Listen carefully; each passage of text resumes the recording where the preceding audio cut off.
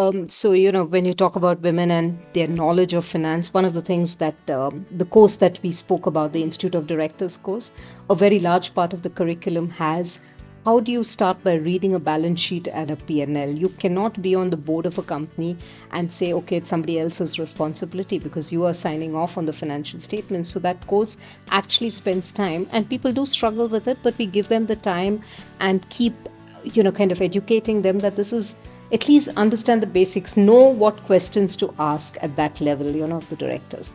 But if I were to rewind it back and say, if, for example, as part of the STEM course, we could include a lot more of, basics finance. They don't need to be a chartered accountant. I don't think, but financial literacy, manage your own investments, obviously, but more importantly, when you're an entrepreneur, you've got to know why is cash important and why is cash different from revenue, which is different from profits. You've got to know that stuff. Otherwise, you're going to end up, not being able to scale your business. I would say the other big skill that needs to come into play, just given where we are as a world, is how do you use AI to make yourself more efficient, productive? How do you question AI? I think that's what I'm teaching my children, in fact, I think that is a vital skill today, and one that, the earlier you start to develop that, the better that you're going to be able to use it, right? There's so many different things. Every week there's something new coming out, and it is relatively impossible, even being within it, like it is relatively impossible to keep up. But I think if more people, and young people, and particularly women, if there's, one thing that I would say beyond financial literacy, because I do think that that's a life skill that everybody should have, but beyond that, if you were to invest in one skill today, in the sort of white collar, like in that space, then this would be it. Looking at how do you use AI and tech for your benefit. And the word I would use is leverage AI for your own efficiency, your own productivity, your own.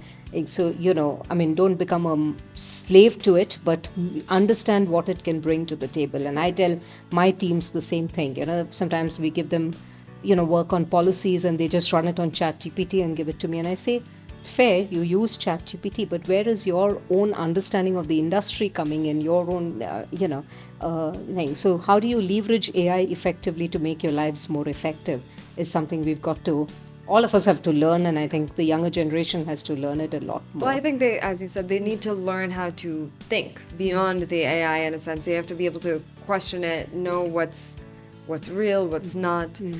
There's some shocking examples of when it's gone wrong, Yeah. And so I think, that's, you have to be able to use it for your benefit, but not let it harm you either. Yes. Yeah. And I think that that's a phenomenal skill that all young people can develop at this point. Yeah. And that's where I think our education system should again come in, either within the family system or within the formal education system, get more of our kids and youngsters knowing about it, because tomorrow's world is going to be ruled by that. So Shalini, we spoke a little bit about capital and we spoke about technology. Now, capital determines who scales and technology determines how systems are functioning.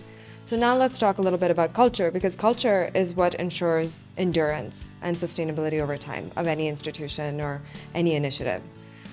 We know that institutions are not neutral. We know that they reflect the values of those who are governing them, and the board composition, incentive structures, and long-term philosophies are what shape whether or not organizations are purely extractive in terms of their growth, or are they producing sustainable value.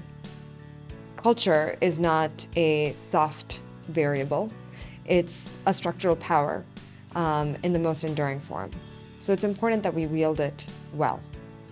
So how do you see women moving from only participating within institutions to shaping the governance and cultures that define those institutions? A very, very important and relevant thing for us to be discussing in the context of all that we've said, because like you said, culture is what endures. Capital may come and go, technology changes happen, today is AI, tomorrow could be something else, but culture endures, we know that. And it starts, cliched as though it sounds, it starts from the top, right? It's the board that's got to determine the structure, the processes, the philosophies that endure within the organization. And women have to have a seat at that table. Women have to have a larger than current presence kind of seat at the table. While it's mandatory to have women directors, etc., we know we've got to go beyond that to really have a voice at the table.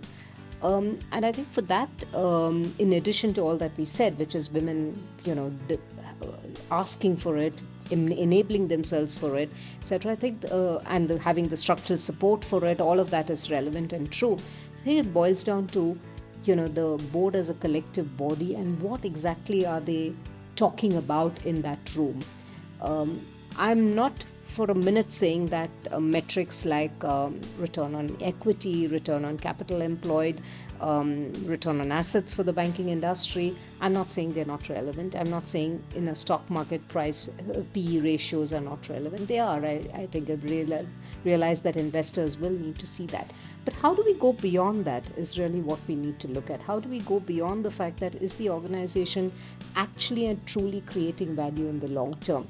And that's probably, you can speak a lot more about it, Shruti, because that's exactly what you guys are doing in Tamara. And for me, it's been an eye-opener over the last 6 months that I've been working with you, because how do you move beyond just the normal metrics of, those are baseline, those are, an organization cannot last if it's not profitable, all that is taken for granted. But how do you move beyond that? Are you truly creating a culture where sustainability is important? Are you asking the right questions? Even in the question of diversity, are we as a board asking questions like, okay, you've got 40% women entering the workforce, great thing, but around this table, am I seeing them? Are they in positions where they can kind of, guide the destiny of the organization rather than receive the destiny of the organization? So I think it boils down to that, which is have a seat at the table, have a voice at the table. As they say, if you don't have a chair at the table, pull a chair and put it on the table and sit on it, You'll have to demand your own, voice in that sense. And that will really, truly determine the long-term value creation, etc. And to that extent, I think the markets, particularly for publicly listed companies, also have to start talking that language.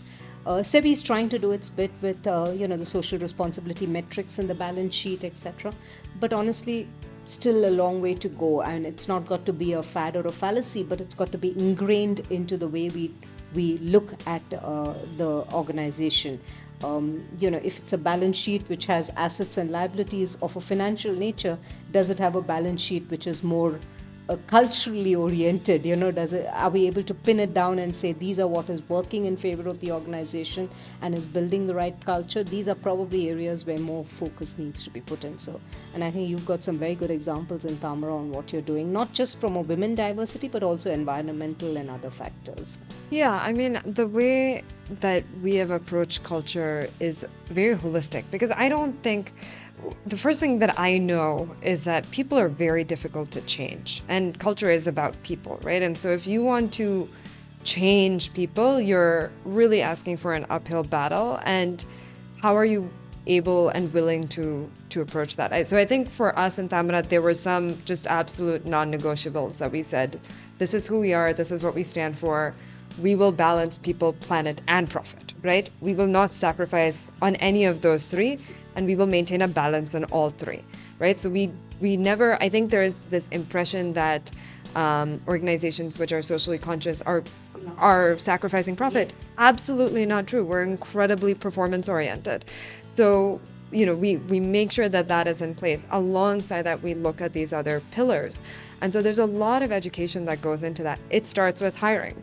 Right? So our hiring has to be of people who have an understanding or a willingness to learn about our mindset and how we approach, everything that we do, whether it is the way that we run our business. We're a very transparent business.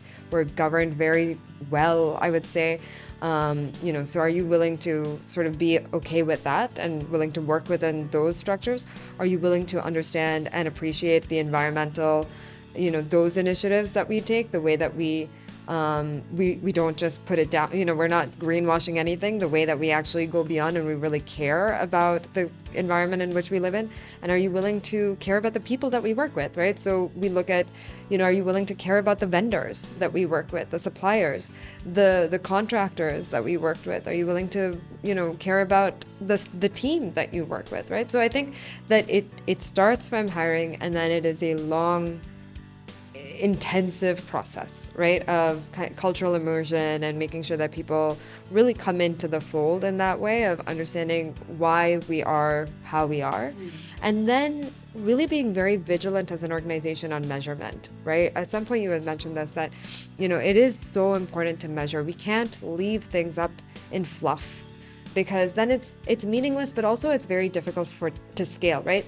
And for me personally, I've always had this mission that, okay, not only should we be able to scale it in Tamara, but we should be able to give this to any other organization who is interested and allow for them to be able to utilize the same frameworks as well, right? Because for us, it's so important that this sort of methodology or this approach to responsible hospitality is something that others can also utilize, because that's how we really achieve sort of an impact as an industry, And the industry will, I think, forever be profitable and revenue oriented and all of that. And that's fine and that's good. That's the way like an industry sustains, right, and stays relevant. But are you also able to encourage and incorporate these types of cultural aspects into what we're doing? And so that creates real change, right? So for us, like even doing something like Tamara Perspectives, where we have these conversations, the idea is really about, are we able to get out there some of these messages, right? The importance of diversity, the importance of inclusion, the importance of bringing women into leadership positions.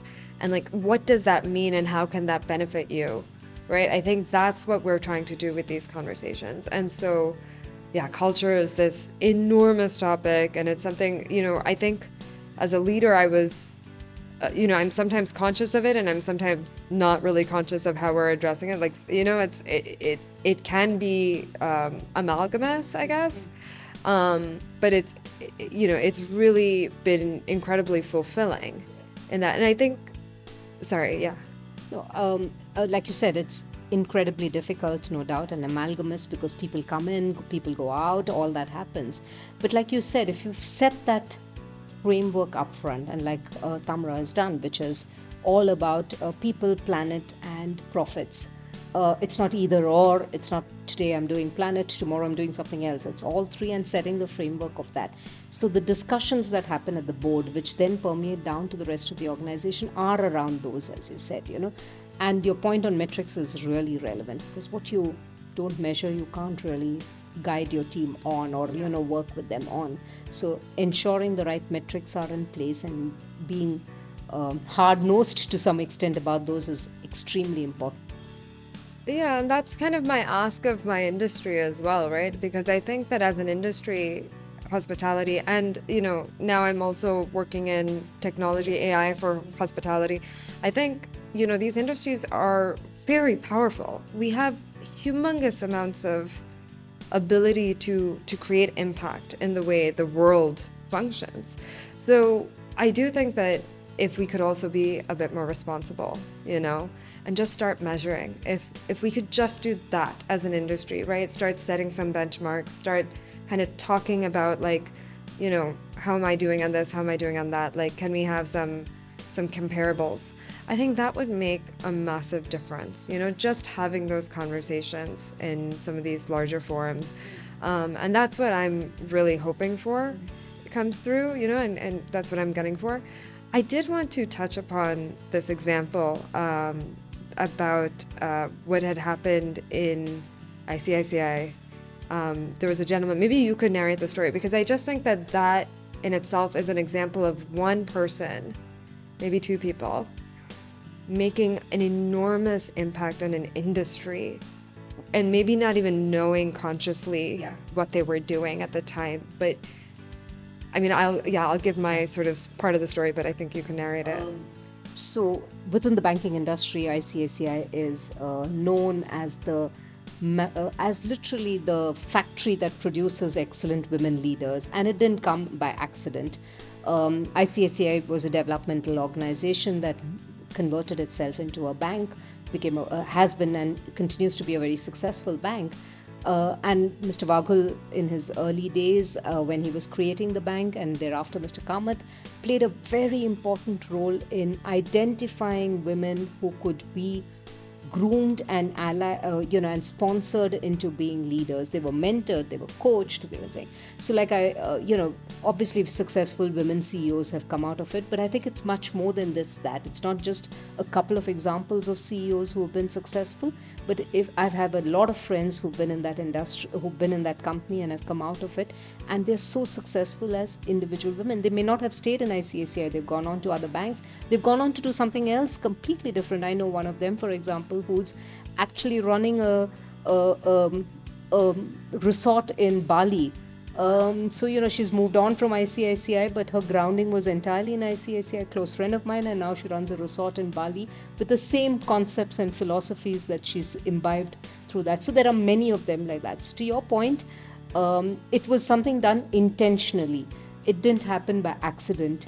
And if you have many more examples of this, the diversity dilemma that we're all facing will surely in a couple of decades from now be history. Yeah, I mean, it's an amazing story of an ally, right? A male ally who developed this sort of culture within an organization and created this enormous impact. And I mean, my side of the story is, of course, I didn't know any of, most of these people actually, but I was a young woman witnessing this, right? I saw in the newspaper, in the industry, in finance, which was not an industry globally that was seen as a place where women were coming to the top. I was seeing in India that women were reaching these leadership positions. And for me, that was such an inspiration. It was massively inspiring because male-dominated industry in India, and through and everywhere, it was just in these very visible positions. And so I was truly impacted by that. I mean, I think it opened my eyes in a way to possibilities, right? Of what is possible of me, what is possible of other industries which are similar in nature. And you may not know, I worked for a year in the banking system. My first job out of college was in a bank in the US. So, I mean, I was there very shortly, but I knew I was in it. And I could see it. I knew the people I was looking up to, and the ones who were far ahead of me and everything. But to see that happening in India in the sector and so visibly, was just really inspirational. I think made a deep impact on me, and in the way that I'm sure it did on many women. Many. Yeah, many in the banking industry and many outside the banking exactly. industry. Exactly. So I think that the power of allyship and the power of individuals being able to make cultural change should not be underestimated, right? We can talk about it as a board, right? Our power, and of course as a board we do have power and we have strength, but truly every individual has the power to change. And so, my message would be from this is any person, man or woman, who's in a leadership position, in a managerial position, remember, you have power, right? So if you want to make a change, you have the power to make that change, either by saying something or doing something. And I think that's a really beautiful thing. Intentionality. I mean, it's really about having the intention and driving it through. Absolutely, yeah. And that's what we've seen with anything to do with sort of being responsible, right? I think that finally, it's actually not so much about the difficulties in execution. It tends to be mostly about purposefulness and intentionality.